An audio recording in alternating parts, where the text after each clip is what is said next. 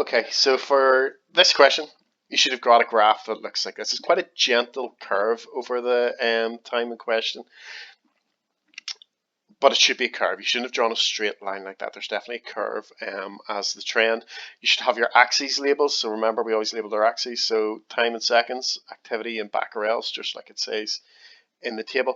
Plot your points, draw a nice curve, and then we're asked to find out what the half-life is. Now, the half-life is time taken for the activity to get to half its value. So we start off this graph at about, what is it, 2,520. So half of that is 1,260.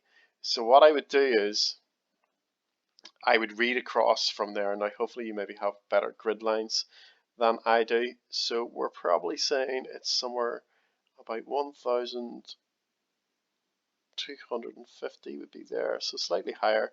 Draw a line across, that'll hit your graph, draw a line down,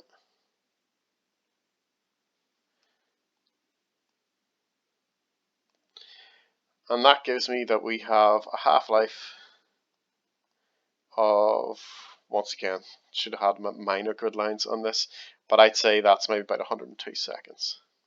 Okay. However, we want to be certain, so why not start off at 2,000?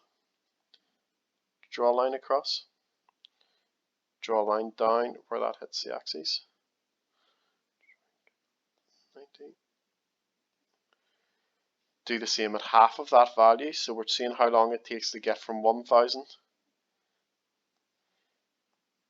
down to 2,000.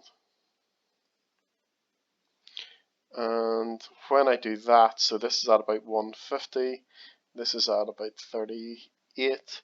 Subtract those two, and you can see this data isn't actually that good. So we get 112. So you can see our two values for half-life are quite different. What do? We add them together.